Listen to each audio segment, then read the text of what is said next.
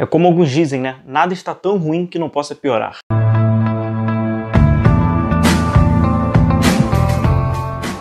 Olá pessoal, tudo bem? Sejam bem-vindos, eu sou o William Godoy. Estou trazendo esse vídeo circunstancial após esse anúncio dessa baixa que o Flamengo vai ter por conta de toda a infecção, né, contaminação de alguns jogadores que foram constatados, tiveram a contraprova, deu positivo o resultado deles, então o Flamengo não poderá contar com o Isla, Diego, Bruno Henrique, Michael, Mateuzinho e Felipe Luiz, algumas dessas peças que seriam titulares que, é evidente, jogariam contra o Barcelona de Guayaquil. E agora, qual será a formação tática? Principalmente, quais serão os 11 iniciais? Quem serão os titulares do Flamengo? E antes de eu trazer a minha opinião, vou pedir para vocês deixarem o like no vídeo, a curtida e a sua inscrição para você ainda que não é inscrito. Me ajude a fortalecer e crescer o canal ainda mais. Olha, foi um domingo complicado para o Flamengo. Ele recebe a notícia dessa lesão muscular do Gabigol, que impossibilitará de enfrentar, ou até então impossibilitaria de enfrentar o Barcelona de Guayaquil. Também teve a questão desse vulcão ativo lá em Guayaquil, que as cinzas impossibilitaram do Flamengo fazer o seu treino, e no fim da noite teve esse resultado que acabou constatando positivo para alguns desses jogadores. Na Espanha se chama um jogo rompe-cabeças, que seria que esse quebra-cabeças, o Domi vai precisar pensar muito bem e armar um Flamengo muito competitivo para enfrentar esse Barcelona de Guayaquil que a gente trouxe aqui no canal. Eu trouxe análise, para quem ainda não viu sobre essa análise tática sobre o Barcelona de Guayaquil, vou deixar o link para você conferir algumas organizações ofensivas, alguns dos seus métodos para iniciar essas jogadas, os pontos fortes, e também falei da organização defensiva, onde eu acho que é uma fase de maior debilidade dessa equipe equatoriana. E aqui eu vou trazer minha opinião para vocês, qual seria essa formação ideal e, sobretudo, qual seria a escalação desses 11 jogadores que seriam titulares. Vamos utilizar jogadores que já vêm atuando pelo Flamengo, já estão acostumados com as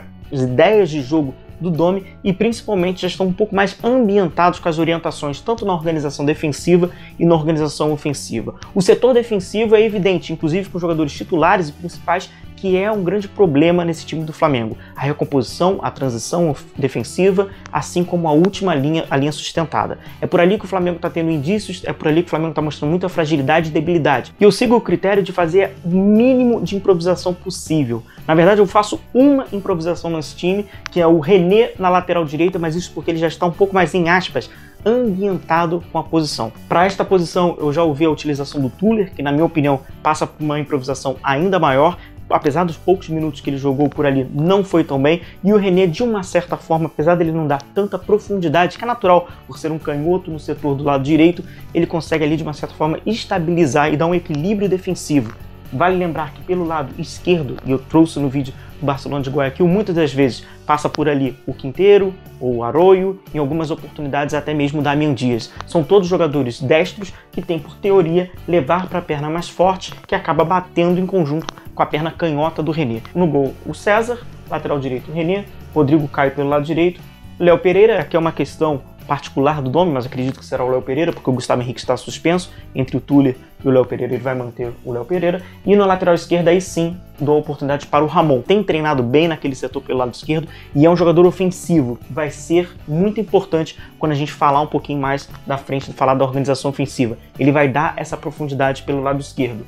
No meio-campo, eu já trago os 3 volantes do Flamengo. O Willian Arão, sendo esse homem um pouco mais à frente da área, o Gerson e o Thiago Maia. Gerson e Thiago Maia tendo essa incumbência da transição ofensiva e também da transição defensiva, preenchimento desta área, que é por onde circula também o Damian Dias e o Emmanuel Martinez, jogadores que conseguem fazer essa transição muito rápida da equipe do Barcelona de Guayaquil. Então seria importante o Flamengo povoar esta área e tentar ao máximo limitar as zonas de ação, criação e de finalização, que é onde o Barcelona gosta. Mais à frente, aí não tem nenhuma novidade, o Arrascaeta volta ao setor pelo lado esquerdo e o Everton Ribeiro pelo lado direito. E como referência é o Pedro, que seria até um substituto imediato do Gabigol. Pelo lado direito, o Everton Ribeiro tem a questão, por ele ser canhoto, não dará aquela profundidade e também vai casar com a debilidade do René. Já sei que pelo lado direito o Flamengo não terá tanta profundidade assim. Contudo, imagino que pelo lado esquerdo, com o apoio do Ramon, essa versatilidade do Thiago Maia com velocidade e até mesmo a Arrascaeta fazendo essa centralização,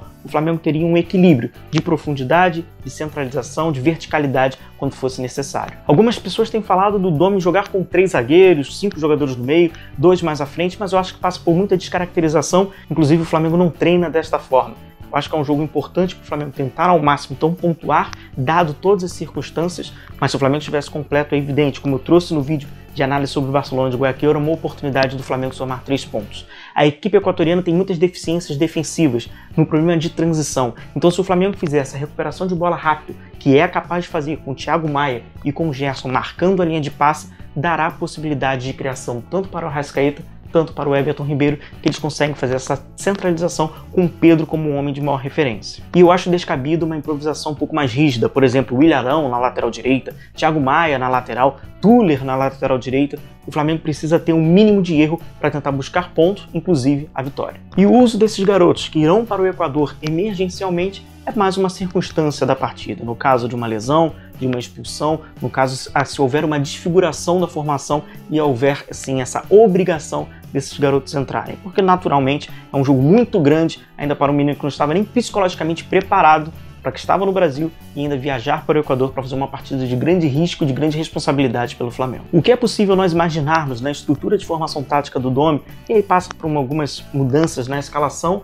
é o Domi colocar o Flamengo num 4-2-3-1, que é um pouco semelhante ao que ele faz. Aqui sendo o Ilharão ou o Gerson, o Ilharão, o Thiago Maia, o Arrascaeta mais ao centro, pelo lado direito também o Everton Ribeiro e o Pedro mais à frente, com o lado esquerdo o Vitinho. Tem a questão da virose do Vitinho. O Vitinho, se tivesse uma evolução nesse quadro de virose, seria uma opção mais para o segundo tempo, mas eu não incluiria ele como esse jogador pelo lado esquerdo, porque ele não tem conseguido dar essa profundidade, até mesmo inibiria e deixaria ainda mais vulnerável esse setor esquerdo, que é o do Ramon, assim como a gente poderia especular o Flamengo num 4-4-2 com a variação do 4-2-2-2.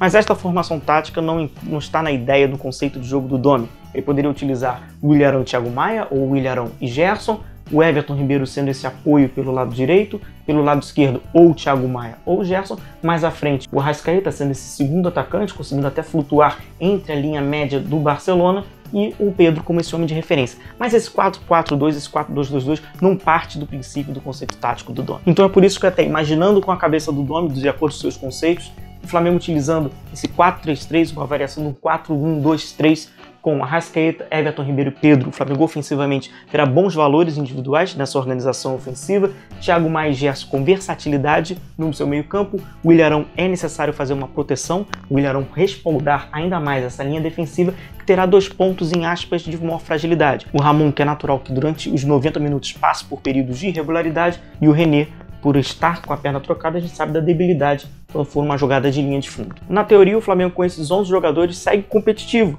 partindo do princípio das suas individualidades técnicas de cada jogador.